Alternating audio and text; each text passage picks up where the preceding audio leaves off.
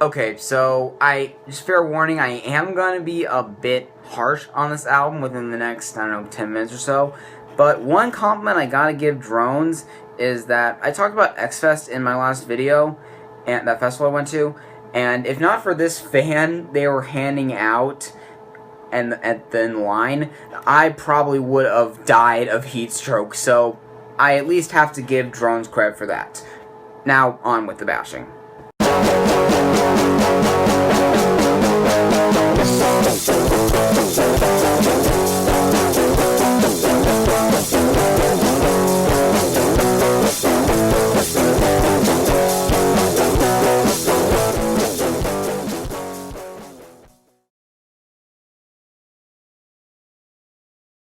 Hey everyone, welcome to another episode of Spin It Reviews, and today I'm going to be talking about the new album from Muse called Drones.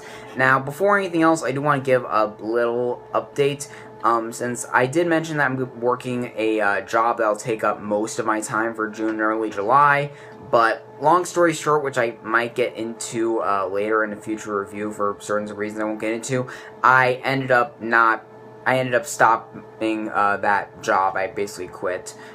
For reasons I'll explain later, and in the process there were some videos that I wrote scripts for that over the last couple weeks, that I just have not gotten around to because of my limited schedule, and I'm basically going to crank those out by recording on my iPhone, hence why I'm doing this instead of from my traditional set over there.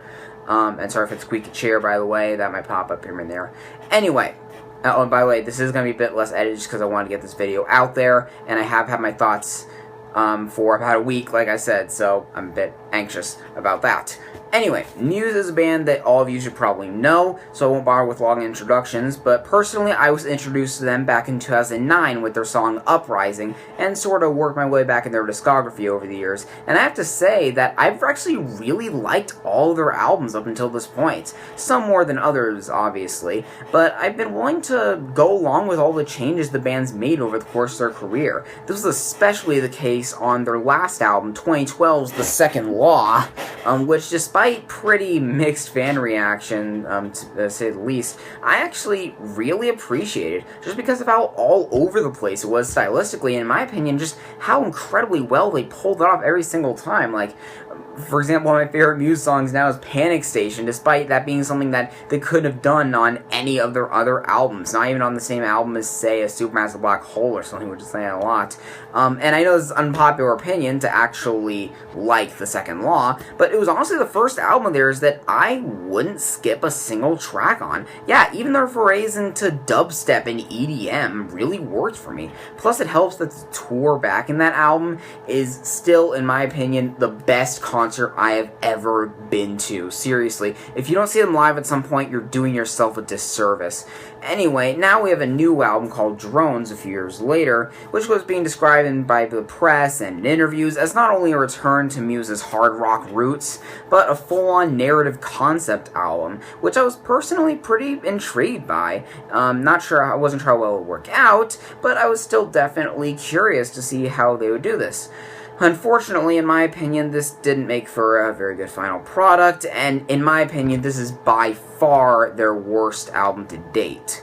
Now, I think my problems with both of these changes can be summed up in the first song to come out from this album, Psycho. Now, you guys might remember my little track review / parody I did a while ago, where I joked about certain elements of it, but still generally liked it. Well, since then, I've greatly soured on the song, and I'd honestly go as far as to call it my least favorite Muse song ever, pretty much. Musically, the riff is painfully simplistic by Muse standards, and as Fantano Neodrop put it, it really just belongs on a radio-friendly cock rock song as opposed to a Muse one. And yes, I know they played this live after some early song for years, but that doesn't excuse it on that basis alone. See, the way I see it, sure, Muse might have been sort of a hard rock band back in the days of, say, Origin of Symmetry, or Absolution, or Showbiz, but they still had these interesting experimental elements to them, hence why they got all those Radiohead comparisons early on, and to a lesser extent, kinda still do now, for no really good reason. So when you just dumb it down like this, it's really not so much a return to form as it is is just a regression in sound, which I really found disappointing, since it's always been fun to follow where this band was going to go in their crazy stylistic journey, and this just kind of seemed like a stopping point in their momentum of their discography, in my opinion.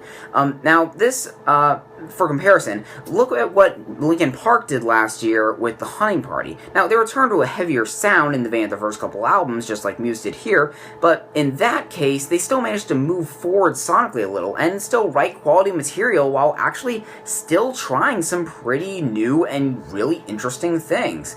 Not so much the case here, and if anything, some of the best moments are when they just moved away from that approach. Despite the numbers, RAWK's sound pops up on other tracks too, like on Reapers, which actually starts with this really cool guitar lead that, to me, is reminiscent of Assassins from Black Holes and Revelations, and they had this really energetic verse that I was really getting into, but then like a minute in, the track screeches to a halt to bring in this bland, run-of-the-mill riff and chorus that sounds like it's pulled from some cheesy hard rock revivalist band that almost brings the whole song down, really. Now, I'm not saying I hate hard rock or anything. I mean, I do like their first couple albums, but it's never really been this, I don't know, anonymous, you know? I feel like they always put their own spin on it, and I don't think that the ways they did it on this album really did that. And meanwhile, the last couple songs on this album were in serious need of an editor. It's crazy how every single section of that 10-minute epic, The Globalist, went on for at least twice as long as it needed to. It really takes away from any kind of momentum the song might have had, with just how painfully slowly it moves along. And the closing title track might sound kind of cool if it was just like a 30-second, I don't know, outro at the end of The Globalist, but giving it its own 3-minute track was just plain unnecessary. But I will say that occasionally there is a really great musical moment that I really wish they would have expanded on a little. Like the first real single on this thing, Dead Inside, gave me super high hopes for this album, especially after Psycho. Sure, it's more of a pop jam in the vein of, say, Madness or Undisclosed Desires, but I still love both of those songs, and this is no exception. I love the snappy percussion, the really catchy melodies, the way it switches up with the guitars in the second half to sound a little more musy is fantastic, and the little of organ that pops up throughout the song is something that I just can't get enough of. The other single, Mercy, is a major highlight for me too, just mostly because it sounds like it could have been one of the better songs off Black Holes and Revelations, thanks to that great piano riff and the more straightforward poppy alt-rock approach that really always worked wonders for this band. Meanwhile, Revolt has this glorious 80s arena rock bombast that really only Muse can pull off in 2015 with a couple exceptions. And Defector is easily the best case of straightforward hard rock on this album, thanks to that killer riff driving it, and those splashes of those choral Queen-esque backing vocals that Muse always does in a great way. Plus, even if it is a little sappy, as far as romantic ballad-ish songs go, Aftermath doesn't really do that bad a job at it. I thought that was another really good moment too. But now I gotta dip right back into negativity and talk about easily the most frustrating thing about this album, the lyrics. Now, even as a pretty big fan of this band, I'll be the first to say that Muse is not a band that you listen to for the lyrics. It's about Matt's phenomenal voice, the great instrumentation, and the over-the-top sensibilities that they pull off like no one else. But like I mentioned earlier, this is a concept album, and unlike the Second Law where they just kind of mention the idea on a few songs, here they're staying a lot more committed.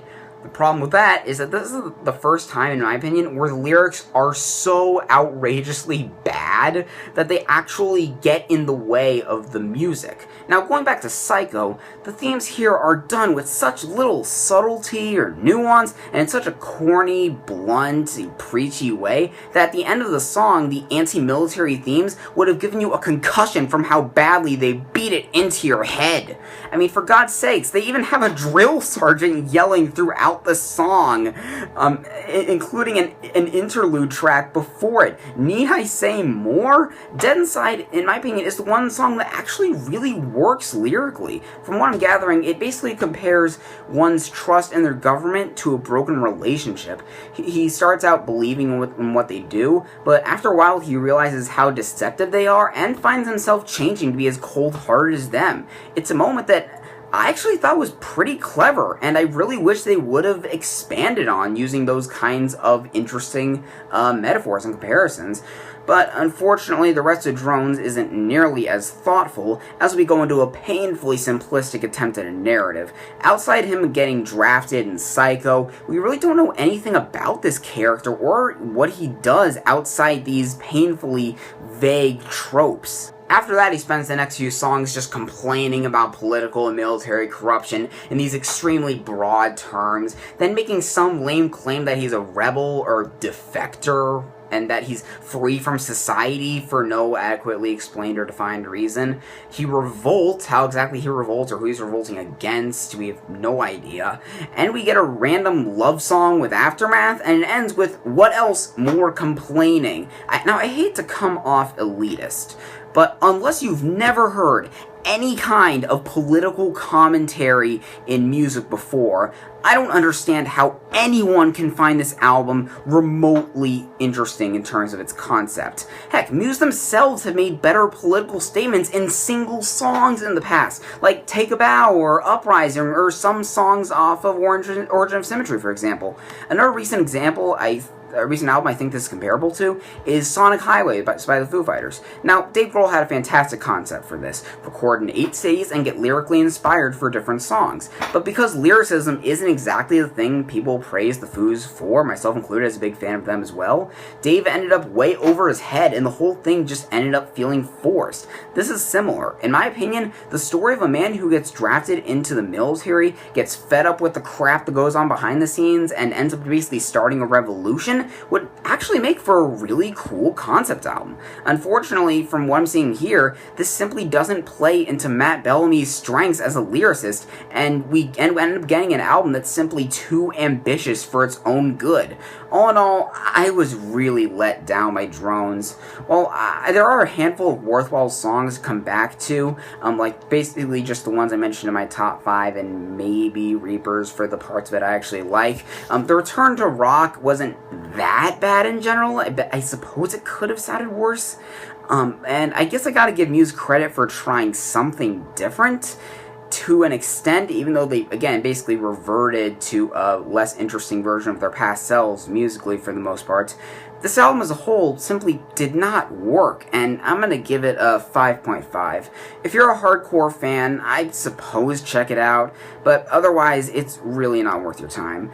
So, if you guys have heard this album, what do you think about it? Do you agree with what I had to say? Do you disagree? Have any feedback about the channel in general? Let me know in the comments down below, and if you disagree, please make sure to stay civil.